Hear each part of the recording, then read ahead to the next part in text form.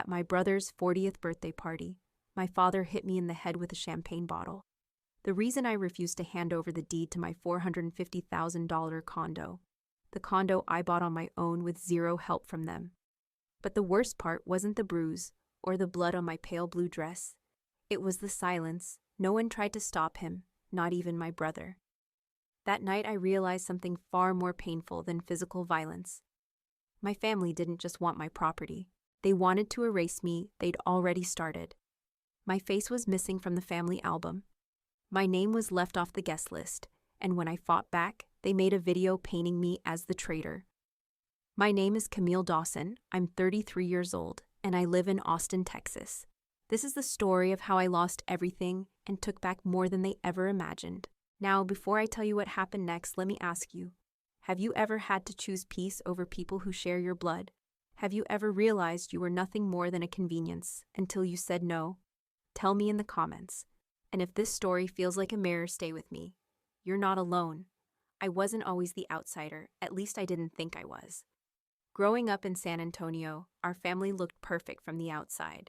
My dad, Gregory Dawson, was a respected accountant. My mom, Janine, the neighborhood queen bee, always hosting, always arranging, always in control. And Marcus, my older brother, was the golden boy. Class president, full scholarship handshakes from mayors and senators. Then there was me, Camille. I was the quiet one, bookish smart but not loud about it. I didn't cause problems, didn't ask for much, I just worked. By 26, I had landed a mid-level UX job in Austin. By 30, I was director. And after years of skipping vacations and living below my means, I bought my condo. 2 bedrooms, north-facing windows, hardwood floors that creaked like old memory. It wasn't just real estate. It was proof that I didn't need their approval to be something. But that didn't matter to my family. When Marcus's startup collapsed 5 years ago, guess who wired him $75,000 to keep him afloat? I did. No questions, no contracts. When our parents had unexpected roof damage, I paid half in cash because they were stressed. Not once did I throw it in their face. Not once did they say thank you. Because in our family, help was expected from me, but never for me. I wasn't even surprised when I received the invite to Marcus's birthday gala late through a group text. I should have known something was off the moment I pulled up to their house that night. The driveway was lined with Teslas and BMWs. My Toyota Corolla looked like a mistake. I stepped out wearing a navy blue dress I'd worn to 3 different weddings. Nothing flashy. No jewelry beyond the pearl studs I'd had since college. I clutched a box in my hand. A monogrammed pen set I'd custom ordered for Marcus. He loved things with his initials. A young man with a clipboard met me at the door, name he asked Camille Dawson. He scanned the list, then paused. "Ah, you're listed as a +1 under the Dawson family block," I blinked. "I'm the daughter," he showed me the list. There it was, Marcus, Tessa, mom, dad, even our cousin Maxine's 3 kids, each listed by name, me, just +1. I smiled tightly. Guess I'm the lucky guest. He offered to handwrite a new tag, but I said no. Instead, I pinned the generic badge onto my dress, right over my heart. Inside the house was unrecognizable. String lights across the ceiling, jazz quartet in the corner, catering staff moving like clockwork. It looked more like a governor's fundraiser than a birthday. I was seated at table 18, near the kitchen, behind a pillar, next to a swinging door that smacked every few minutes with the shout of hot plate. My napkin folded into a limp, sad-looking swan drooped sideways on the china silverware, misaligned. No place card. It was like someone had made the table, then remembered at the last second to add me in. I sat there quietly, sipped my water, listened to the applause echoing from the head table. Our golden boy, they cheered. Janine beamed like a first lady. "This is our son," she told every passing guest, like he was a gift to the nation. Dad caught my eye from across the room. He gave me a single nod. Not a smile, just acknowledgement. That's when I understood I wasn't an honored guest. I was an obligation. A mistake someone hadn't figured out how to fully erase yet. But I had no idea how far they were willing to go to finish the job. The moment they called my name, I knew something was wrong. Not wrong like a typo on a seating chart. Wrong like a knife behind a curtain. I just set my water glass down when the MC stepped to the microphone. And now he said, voice smooth like velvet dipped in champagne, a few words from someone very special to us, Camille Dawson. There was a ripple of polite applause. Heads turned. I froze. I hadn't been told I was speaking. I hadn't prepared anything. There was no card in my seat, no cue. My heart stuttered. Was this a surprise toast, a compliment?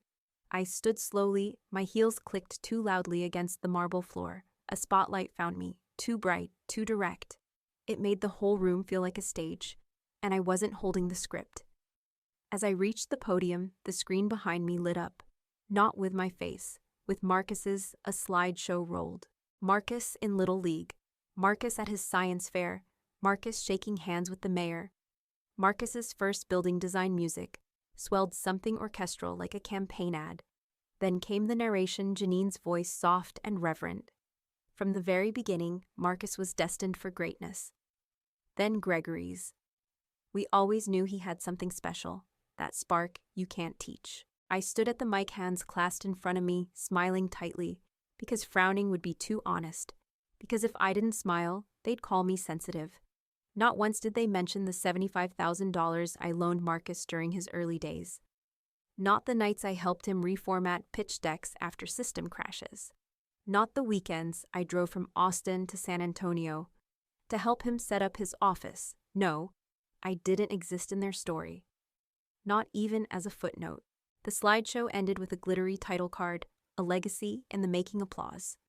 I nodded, then leaned into the mic, unsure what to say. It's a beautiful night, I began. Marcus, you've always had a way of lighting up any room you walk into. That's when she did it, Janine. She stood up from her seat laughing like this was a sitcom. Oh, honey, she said into the mic. Tell them, wouldn't it be the perfect gift if you handed them the condo key tonight? Silence. The kind of silence that makes your ears ring. Someone near the back cleared their throat. A phone camera clicked. I looked at her. What I asked quietly, not into the mic. She smiled wider. You know, that beautiful 2-bedroom you barely use in Austin. You're always on work trips. Marcus and Tessa just got married. It's perfect for newlyweds. Dad's voice boomed across the room. Come on, Camille. It's just a formality.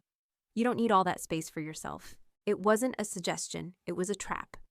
A maneuver so carefully executed, there was no space to say no without looking cruel.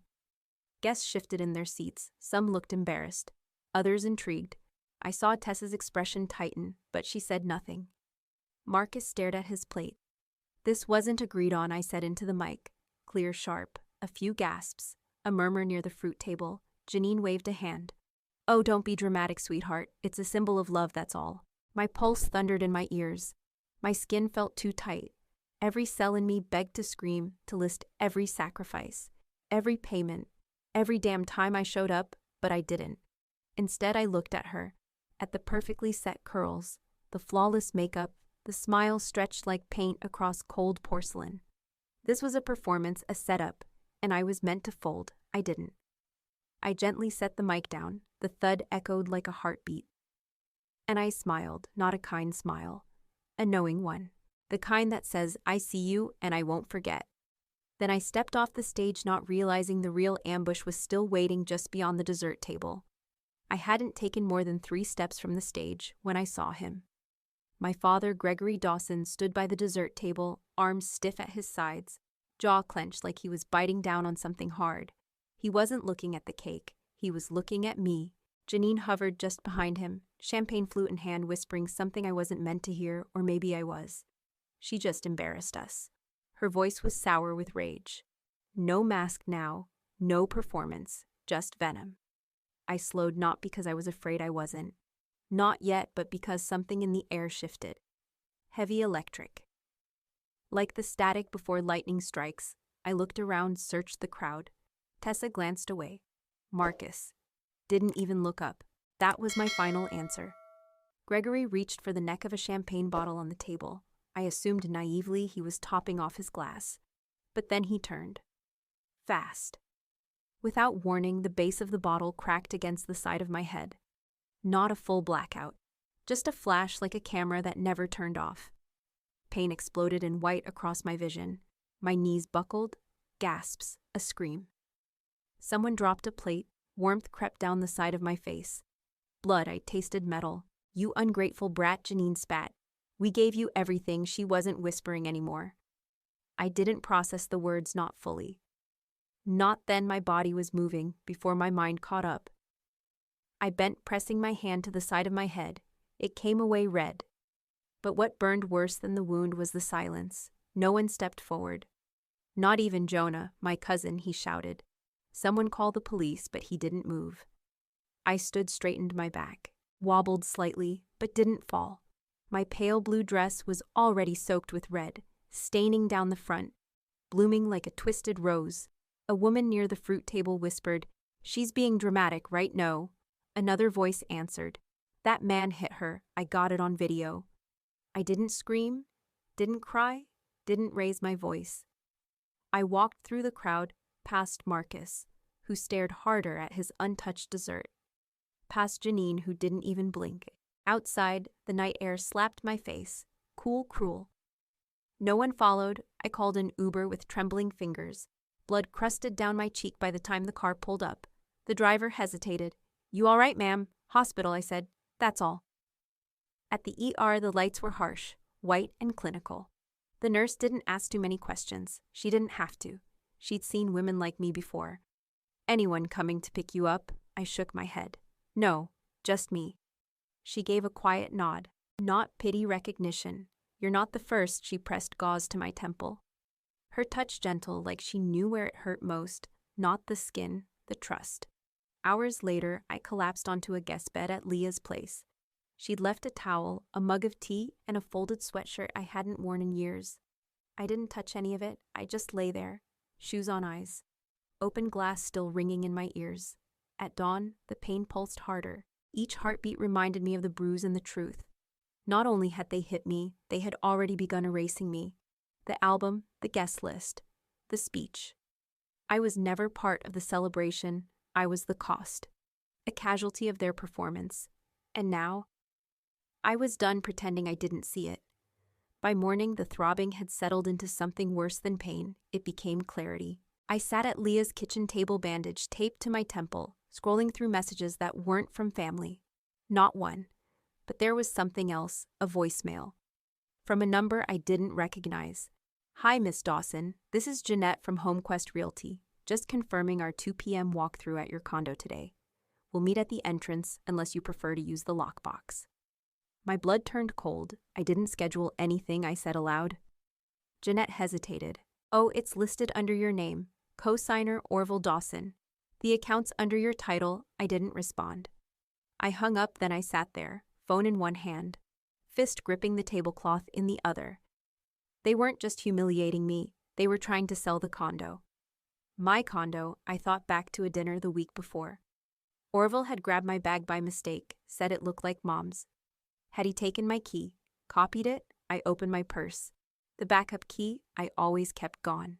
That was it. No more excuses. No more silence. I opened my laptop and typed, "To Marlowe Steinberg Law Firm Co., com. Subject urgent. Hi, Marlowe. We met briefly last fall at the networking brunch.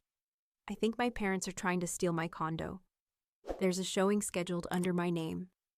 They have a key. I didn't give them. Can we talk? Camille Dawson." Hit send. Then I called a locksmith. By noon, I was standing in the hallway of my East Austin building, sunlight heating the back of my neck as a man in coveralls examined my door. "Yeah," he said, "someone's been in and out. Scratches are fresh.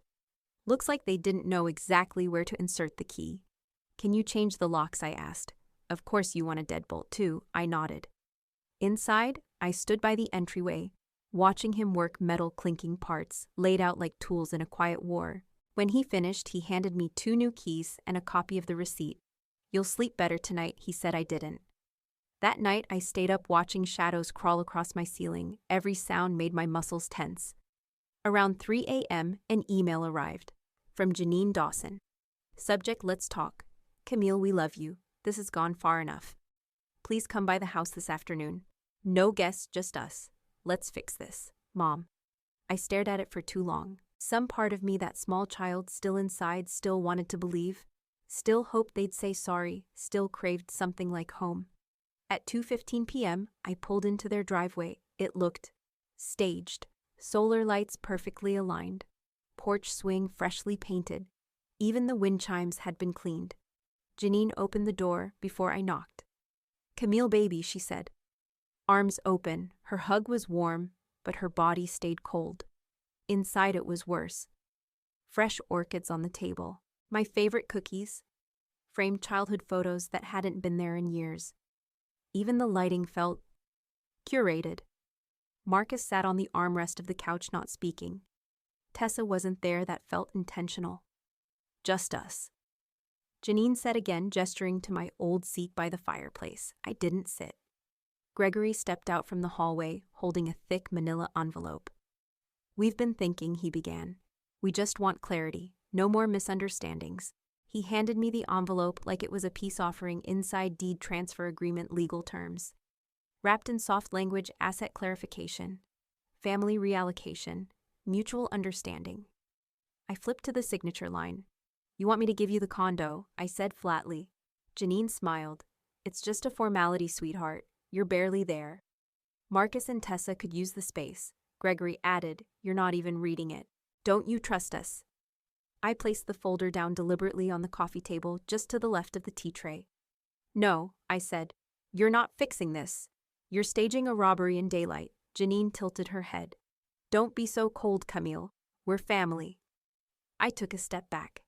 Surveyed the scene one last time. "You set this up to look like reconciliation. But this is theft in a cashmere sweater." Marcus finally looked up. "It's just property," he muttered. "No," I said, "it's what you think I'm worth." And I walked out.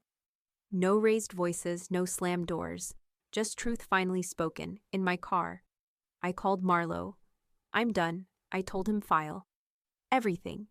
He didn't ask what changed. He just said, "Understood." The next morning, I didn't wake up to sunlight or birdsong. I woke up to silence. Heavy still, the kind of silence that follows a storm and dares you to believe it's over. I brewed a cup of black tea. Let it steep too long, didn't care. At 9:32 a.m., I parked in front of Marlowe's office downtown. He greeted me in the lobby, a folder already in hand. I stayed up last night reviewing everything he said. They've left a trail, a messy one.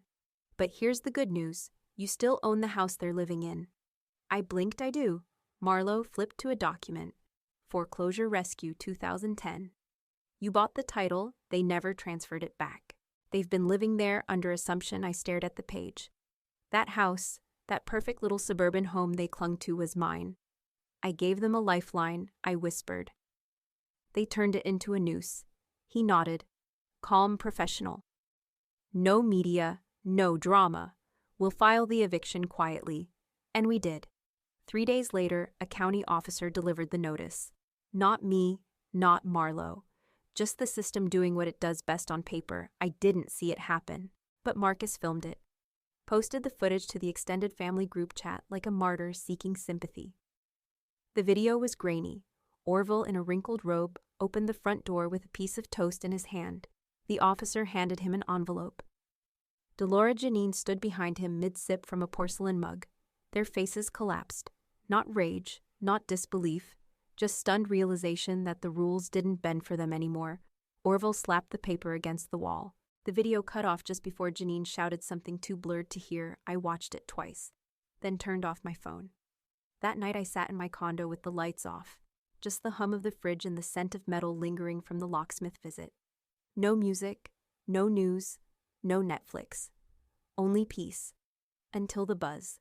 A message from Tessa. Just one line. They've done worse than you know.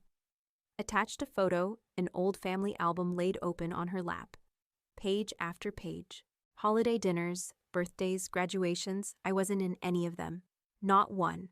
Like I never existed. Seconds later. They've been erasing you for years. Even from memory, my chest tightened. Not with grief, with confirmation, so I wasn't imagining it. The exclusion, the half-smiles, the vacant eyes at family dinners. It wasn't forgetfulness. It was design, I whispered aloud. They wanted me gone long before I ever said no. That night they took it one step further. Janine posted a video, a spliced clip of me on stage at the party, the moment my voice cracked. The phrase "this wasn't agreed on," looped between photos of Marcus smiling with balloons. The caption, "We raised her with love." We never expected betrayal. Comments rolled in like rot, ungrateful. She's probably jealous. Family always gives back. She's just selfish. They were rewriting the story, casting me as the villain in their glossy fiction. But I had the truth, and I was done staying quiet. I opened Dropbox, created a folder. Truth if you care to see it inside. I uploaded screenshots of wire transfers, the condo deed, emails asking for help, voicemails from Janine begging for mortgage coverage. No hashtags, no commentary, no threats, just evidence. Then I shut the laptop. This wasn't about revenge anymore. This was about truth and release. I made another cup of tea, sat by the window, felt the late sun warm my knuckles as I cupped the mug. No shaking hands, no tears, just stillness. That afternoon, I found an old storage bin in my closet. Inside a photo album I'd made in high school. There I was, crooked teeth, band concert uniform, that awful floral prom dress I'd begged not to wear. And tucked between the pages, a note in Gregory's handwriting, "Camille. Knew you had it in you, proud of you, kid." I held it for a moment. Not because it made things okay, but because it reminded me that there was once love, real or not. And I whispered to the empty room, "You did love me once, but that doesn't excuse who you are now." I slid the album back into the bin, closed the lid, and turned toward my future finally. Without looking back, the eviction was final. The funds from the house sale hit my account that same week. Marlowe's message was short. "Transfer complete. You're free." I stared at those words for a long time, not because I didn't believe them, but because I wasn't sure I remembered what freedom felt like. I walked into my kitchen, set down my phone, and in the middle of my dining table was the folded napkin, the same one from the birthday party. That limp, forgotten swan, left at the back table next to the kitchen door.